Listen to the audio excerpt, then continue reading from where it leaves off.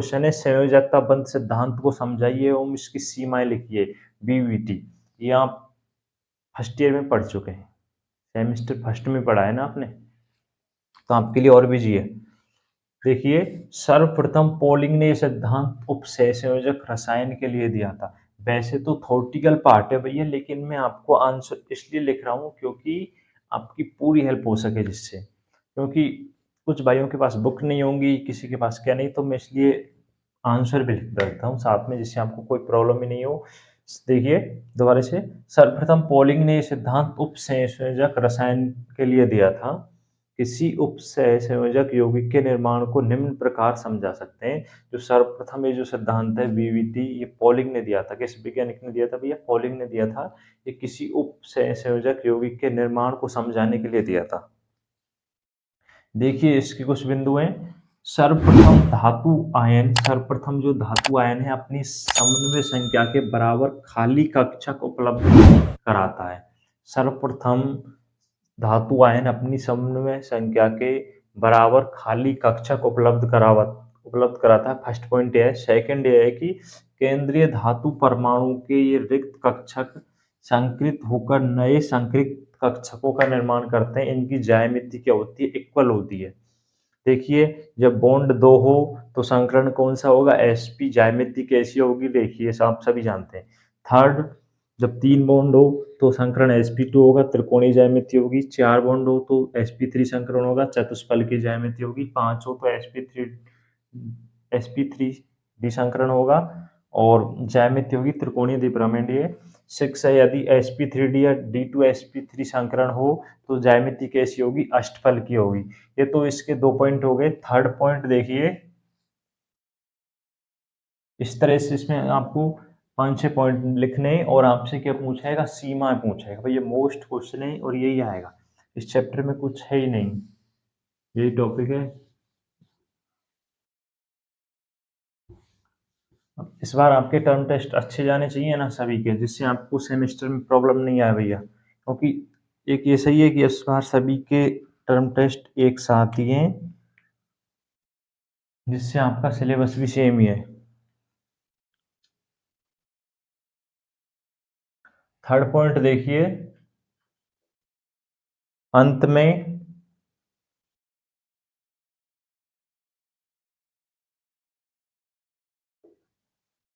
में लिगेंड परमाणु आता है। अंत में क्या आता है भैया? लिगेंड परमाणु आता है। इन पॉइंटों को आप याद कर लेना, तभी आप ज्यामितियों का निर्माण और कर पाएंगे। इसी में वो सेमेस्टर के लिए हैं। अब तो टर्म टेस्ट में आपसे थोड़ी पूछेगा। और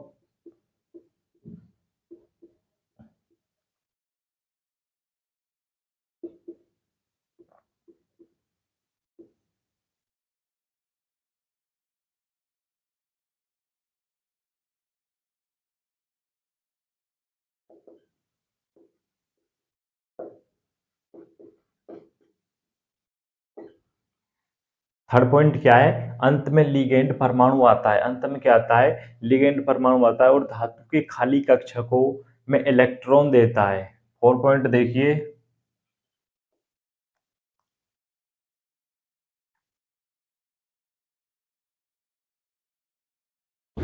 धातु के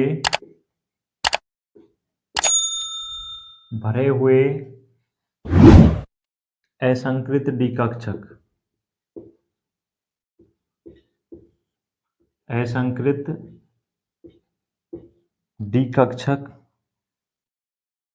दाता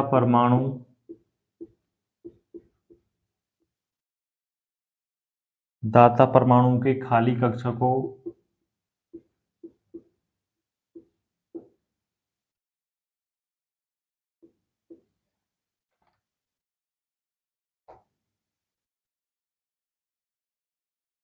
कक्षकों के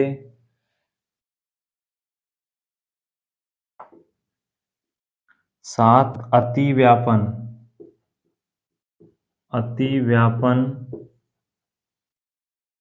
भी कर सकते हैं। क्या कर सकते हैं? अति व्यापन भी कर सकते हैं। अति व्यापन भी कर सकते हैं। और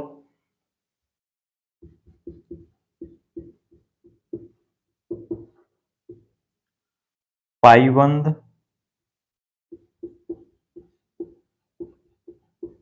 का निर्माण करते हैं जिससे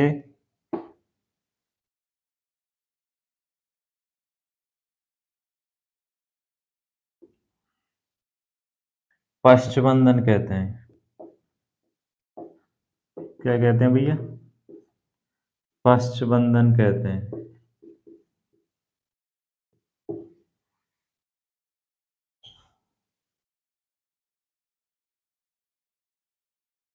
ये चौथा पॉइंट हो गया कि धातु के भरे हुए असंगठित कक्षक धाता परमाणु के खाली कक्षकों के साथ अतिव्यापन भी कर सकते हैं और पाइबंद का निर्माण करते हैं जिसे पश्चबंधन कहते हैं। फिफ्थ पॉइंट देखिए,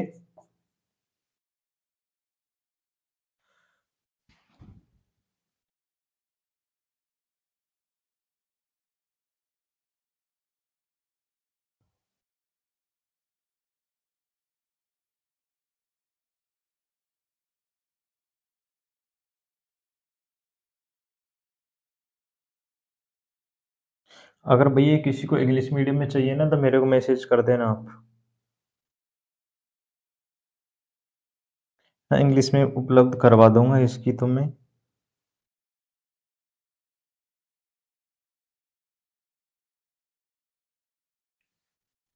संयोजकता बंध सिद्धांत को समझाइए और वह क्या पूछ रहा है, उसकी सीमाएं पूछ रहा है। तो आपको 2-4 पॉइंट लिखने हैं और इसकी सीमाएं लिखनी है। फिफ्थ पॉइंट देखिए, डूरिंग हाइब्रिडाइजेशन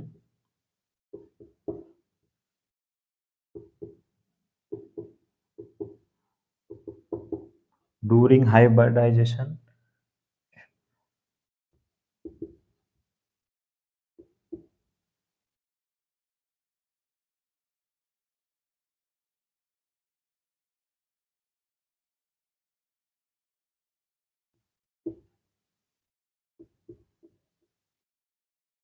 ऑर्बिटल्स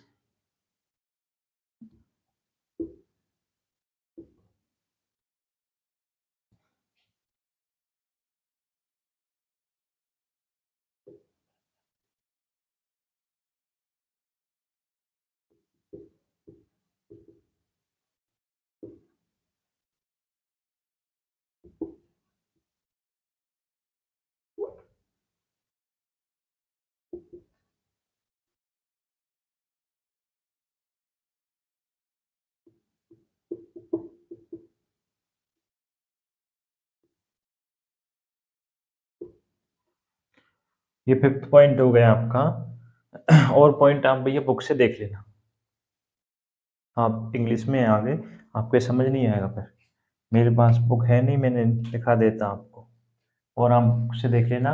ये इसके क्या हो गए, संयोजकता बंध सिद्धांत के कुछ क्या पॉइंट हैं। अब इसकी सीमाएं देखिए। आपसे ये पूछेगा, ज़्यादा बेसिक बेसिक पूछेगा नहीं, वो ज्यामिति वगैरह टर्म टेस्ट में आपसे बनवाएगा नहीं, ऐसा कुछ संकरण वगैरह वो मैं सेमेस्टर के लिए जब क्वेश्चन बताऊंगा और मैं आपको करा दूंगा। संयोजकता बंध सिद्धांत के पॉइंट हो गए। अब इसकी सीमाएं देखिए।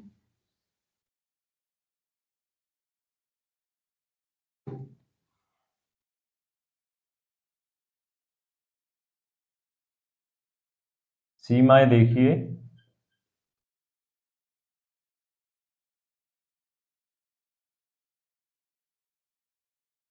फर्स्ट है,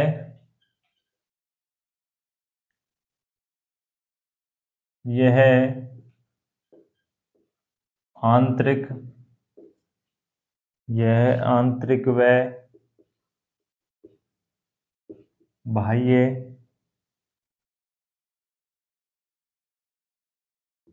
कक्षक संकुल, भैया थोड़ी हैंड, कुल के निर्माण को नहीं समझा पाया। ये फर्स्ट सेमेस्टर में पढ़ चुके हैं यार आप सब।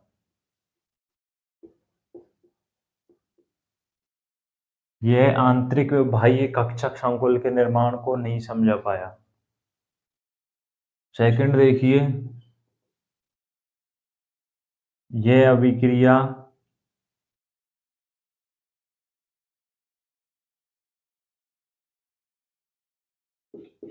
यह अभिक्रिया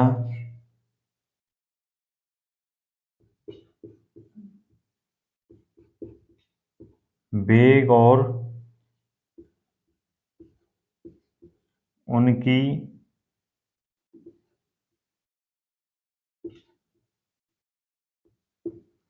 क्रियाविधि को नहीं समझा पाया।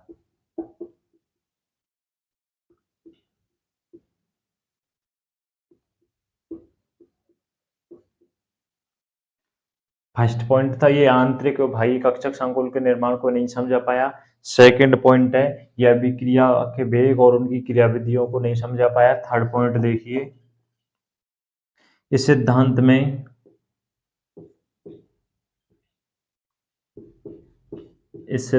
में धातु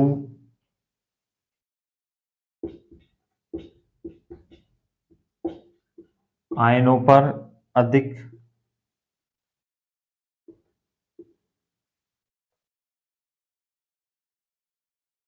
ध्यान नहीं दिया गया।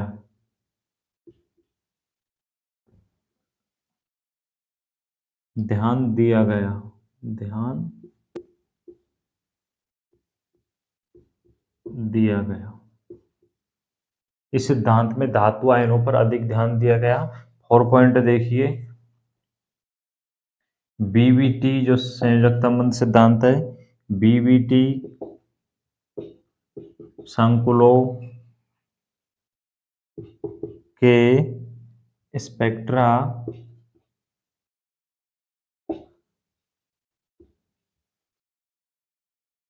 को नहीं समझा पाया। को नहीं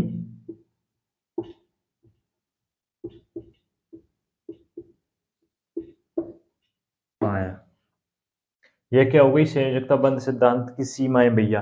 ये आंतरिक व बाह्य कक्षक संकुल के निर्माण को नहीं समझा पाया। सेकंड है ये अभिक्रिया वेग और उनकी क्रियाविधियों को नहीं समझा पाया।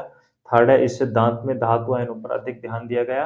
बीबीटी संकुलों के स्पेक्ट्रा को नहीं समझा पाया। इस संयोजकता सिद्धांत की क्या है, बीबीटी की क्या है, सीमाएं कमियां हैं भैया। इस तरह से आप इस क्वेश्चन को सॉल्व कर सकते हैं। संयोजकता बंध सिद्धांत के कुछ पॉइंट लिखने हैं आपको, 5-6 पॉइंट लिख लेना है, फिर उसकी सीमाएं लिख देना है और बुक से देख लेना भैया। आप अधिक लिखना चाहते हैं ना तो नेक्स्ट क्वेश्चन देखिए, क्वेश्चन नंबर 2। ये वैसे मैं आपको सटीक आंसर लिखाता हूँ बहुत ही इजी तरीके से। आप 3 सेम कंप्लीट कर चुके हैं, आपने देख भी लिया होगा। बुक्स में तो समझ नहीं आता, कुछ भी कैसे भी लिख देते हैं, लेकिन मैं आपको बहुत ही सटीक आंसर लिखाता हूँ। हाँ भैया, इस बार थर्ड सेमेस्टर का जो रिजल्ट आया था उसमें 2-4 भाई ऐसे थे जिनके इनऑर्गेनिक में भी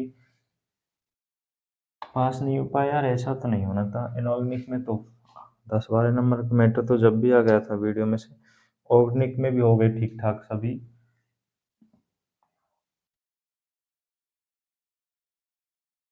इस बार अच्छी मेहनत करना है ना। क्वेश्चन नंबर 2 देखिए, आंतरिक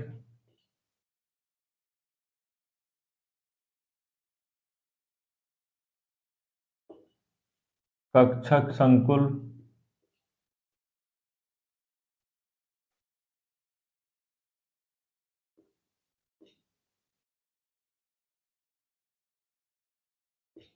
और भाई ये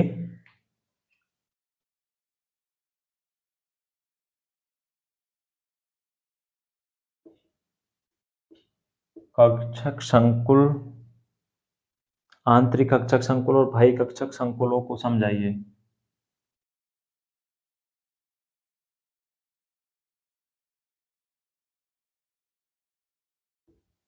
को समझाइए। देखिए इसमें भी आपको थोड़ी लिखनी है, आंतरिक कक्षक संकुल और बाह्य कक्षक संकुलों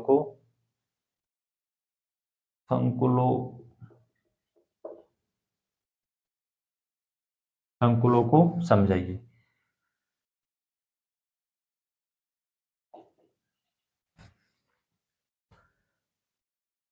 ऐसे संकुल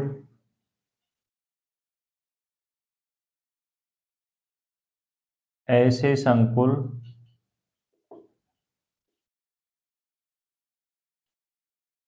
जो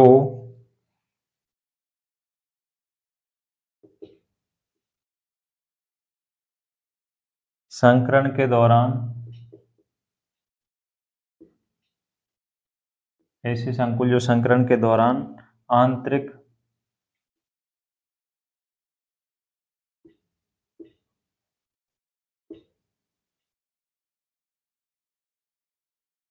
डी कक्षकों आंतरिक डी कक्षकों का उपयोग करते हैं,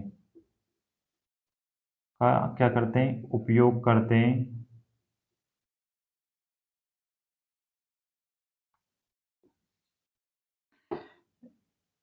आंतरिक कक्षक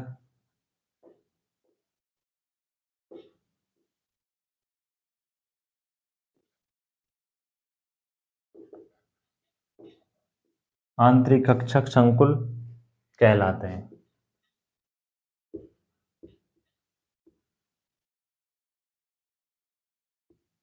जैसे एग्जाम्पल देखिए,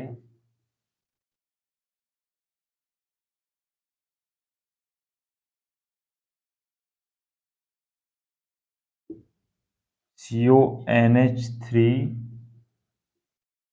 6 CONH3 6 संयोजकता 3+ आंतरिक कक्षक संकुल है। कैसा संकुल है? आंतरिक कक्षक संकुल है। आंतरिक कक्षक संकुल है। ऐसे संकुल जो संकरण के दौरान आंतरिक डी कक्षकों का उपयोग करते हैं आंतरिक कक्षक संकुल कहलाते हैं। जैसे CONH3 6 संयोजकता 3+ आंतरिक कक्षक संकुल कहलाते हैं, संकुल है, क्योंकि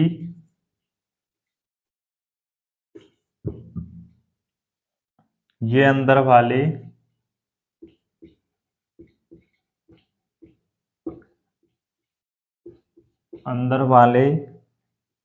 डी कक्षकों का उपयोग करता है। डी कक्षकों का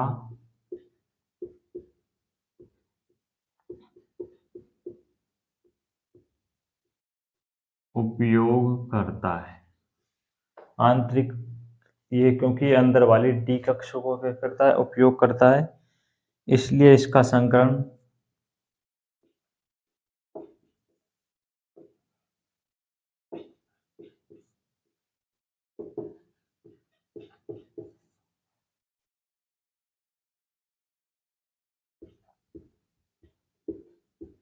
sp3 है। इसे निम्न चक्रण संकुल भी कहते हैं। इसे क्या कहते हैं? निम्न चक्रण संकुल भी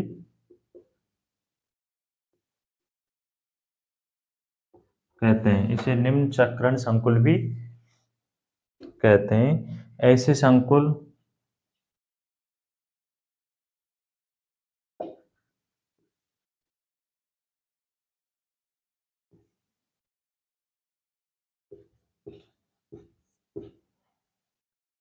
मैं एक बार लिख देता हूँ, है ना।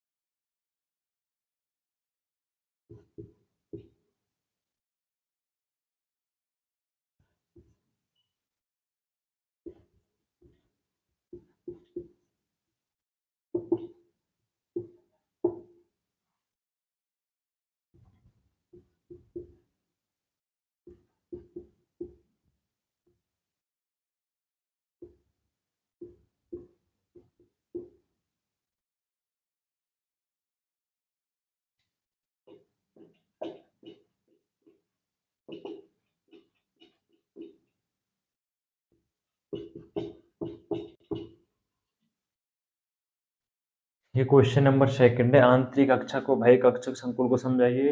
तो ऐसे संकुल जो संकरण के दौरान आंतरिक डिकक्षों का उपयोग करते हैं, आंतरिक कक्षक संकुल कहलाते हैं। जैसे ये एग्जाम्पल है इसका, इसलिए इसका संकरण D2 क्या है, sp3 है। इसका आप संकरण संकरण